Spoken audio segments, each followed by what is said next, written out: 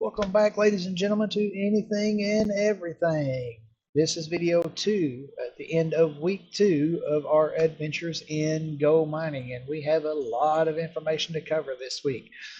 First, we have an update to last week's video, a couple of corrections for our numbers as we have found invoices. Second, we will go over what we have been up to the last week and what we have done with our miners. And finally, we will go over some issues that we have discovered that we will be checking into. They're nothing that would cause us to stop investing or that would cause us to stop reinvesting. It is just an inconsistency that we want to look into, get to the bottom of it, and find out the truth for you. So let's get into this.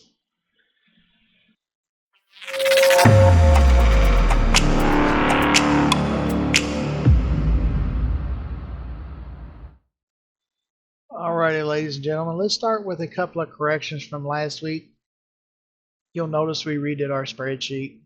When we left off last week, our primary miner, or actually our only miner at the time other than bonus miner, was at 11.21 terahash. We did find our invoice, so our primary purchase of the main miner was $27.96, not $30. It's only a difference of about $2.04. But however, we want these numbers as accurate as possible and right down to the penny if we can get it there. That is pretty much the only change. We did change our goals. We are going to no longer do 100% auto reinvest until 20 terahash. We are going to do 100% auto reinvest and invest until 0.1 terahash daily gain. Now that means that whatever our auto reinvest or whatever our investment shows that morning, when it gets to 0.1, that's when it'll start counting. It must maintain 7 days straight in order for us to proceed to our next phase. And by 7 days straight, we don't mean 7 straight consecutive. What we mean is we do our videos on Sunday. So we do the video on Sunday, Monday morning, it must show 0.1 gain in our terahashi, and it must maintain that as a minimum each individual day until the following Sunday morning. So if at any point during that week it does not show a 0.1 terahash gain for that day, well, the following week the week starts over. This gives us a full video to video accounting of that. Okay, once we receive that, the next phase of our plan will be to alternate. We will do 2 weeks of mining for reinvest into terahash. We'll do 1 week of reinvest into GoMining tokens, and then we will do 1 week of 1 week of mining for straight satoshis. Now that may alter a little bit. The reason for that is we will have 7 days of mining for satoshis. During that 7 days, we must achieve minimum withdrawals to withdraw those satoshis out into our wallet, our cold wallet. Now, if we do not achieve that, we will convert those satoshis over to GoMining tokens and start over. And we may try again the following week, the following month. It will just depend on how close we get before we start trying it again. Okay, and again, only money from crypto and mining apps can be used. This is for selling cryptocurrency. This can be used for money that we gain from grinding on money apps. And I will tell you, I grind a lot on the money apps, especially when I'm at work and I'm doing nothing else. There are times that we have long stretches where we are not doing nothing, where all of the things that we are supposed to get done are completed and we can sit. I'll grab my phone and I'll either start playing crypto games or I'll start grinding on the money apps to build up to withdraw to my PayPal. I also have apps that pay me basically just to charge my phone and listen to music, which I do at work as well. So I do get quite a bit from that. I will put a link to my Discord server in the description of this video. We do those money apps. We have them all listed. Everything, every app that I use is listed on that server for you. We do test every app for ease of maintaining the minimum withdrawal threshold and ease of actually making the withdrawal. And it is categorized by crypto and money apps. Okay, so that was a shameless plug, yes. Okay, now what have we been up to the previous week? Well, we were able to purchase a power upgrade for our primary miner, and now you'll notice that when we left off it was at 11.21 terahash, but you'll notice our upgrade is at 11.23. Well, this is because we did not do this upgrade today. We made the video. Auto Reinvest did add a couple of, it did add 0.02 terahash to the miner before we did this upgrade. So we did the video, I think, on Sunday. So Monday morning it added the 0.02. But for $39.28, we did do the upgrade to 2.70 terahash. Now at this point, I should say we are done with purchasing upgrades for this miner. This miner is now allocated as strictly our auto reinvest miner.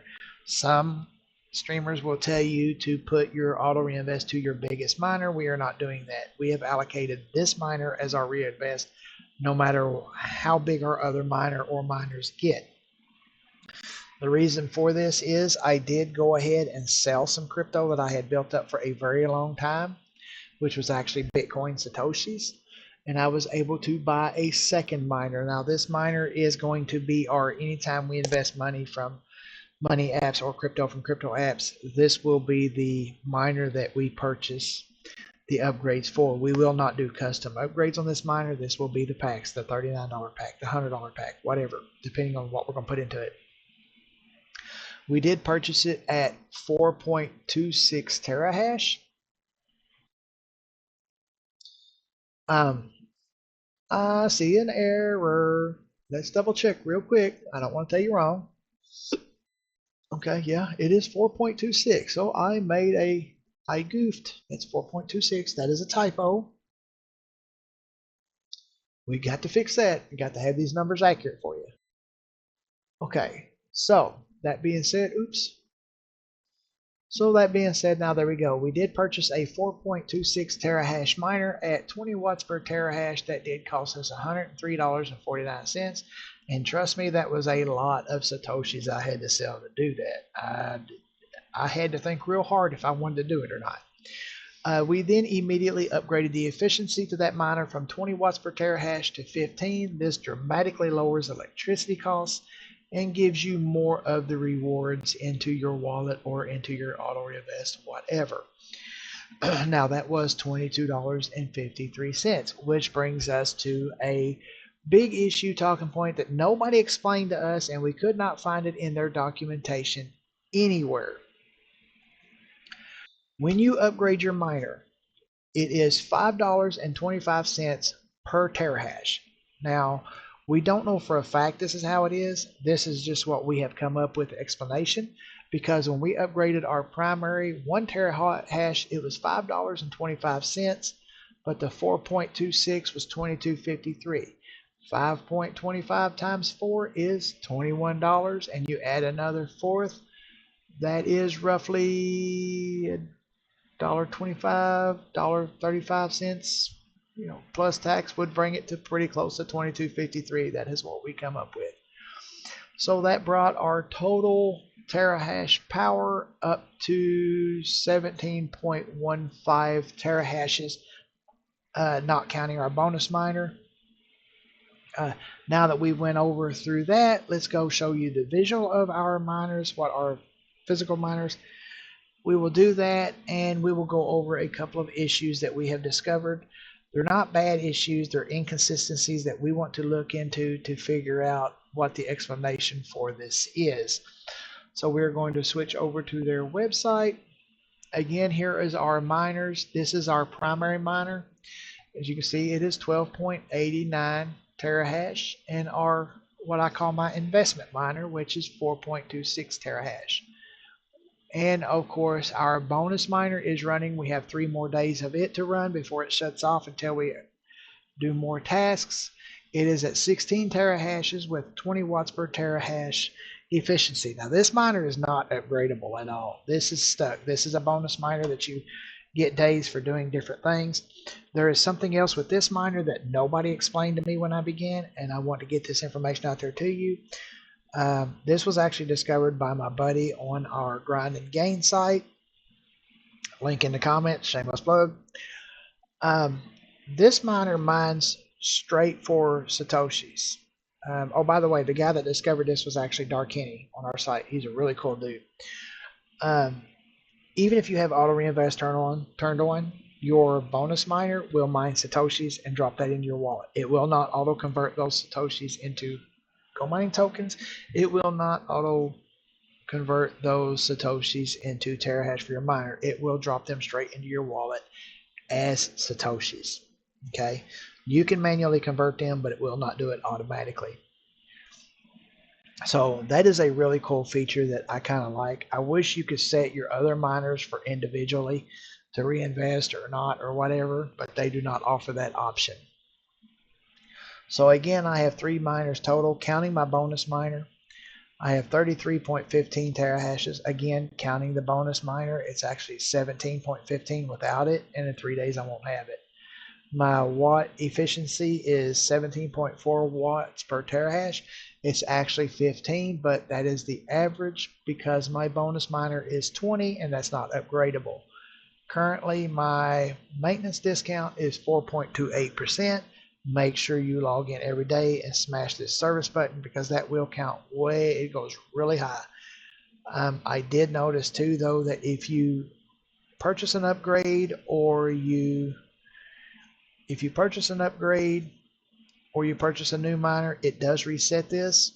And now that could just be my imagination, but I have done it twice now, actually several times, and every time this has reset. And that does suck, but oh well, that's just the way it's set up. You know, and at my wattage, that really doesn't make a whole lot of difference anyways right now.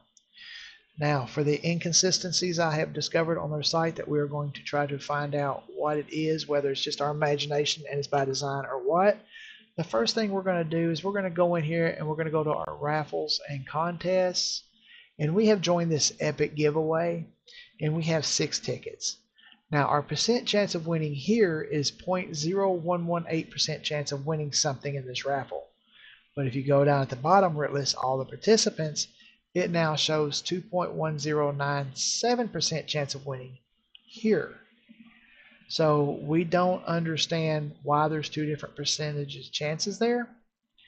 If you do know, please leave a comment below and let us know why, because we would love to know. The second inconsistency that we come across is if you go in your wallet and hit Bitcoin and do a withdrawal, you'll notice here it shows the minimum is 7,000 Bitcoin with a fee from 7,000 Satoshis with a fee of between 0 and 6,000 Satoshis. Now this is fine. This is actually a minimum here. But if you go into here, you got your 24-hour 0 fees. It shows a minimum of 10,000 Satoshis. If you click on it and try to withdraw, it stays at 10,000 Satoshis. That's all good and well, but if you go back and you go to the Lightning Network, it still shows 10,000 Satoshis on the Lightning Network as a minimum, but when you click on max, it tells you it is a 7,000 Satoshi minimum, which is actually 3,000 Satoshis difference. Now the actual is less than what it says, but we would still like to know why, because on a website when it is dealing with money, well, naturally, it needs to be consistent. My theory is that where's it at? My theory is that this is because maybe they changed this at one time and just either forgot or decided it wasn't going to be that big a deal and just didn't update this. I'm not sure. Okay, wait a minute. I'm a little confused on myself now. Okay, there we go. It's that one. Okay. So the Lightning Network. If they didn't update this or what, I'm not sure. But either way, we would like to know why that is different than what the actual is. Again, it's nothing that would stop us from growing and continuing on our adventure, but we would just like to know why those two items are different between here and the raffles. So if you like this video and you learned anything, or you're just enjoying watching us grow, hit that like and subscribe button below and leave us a comment. Let us know what you think. And until next week, we will see you later.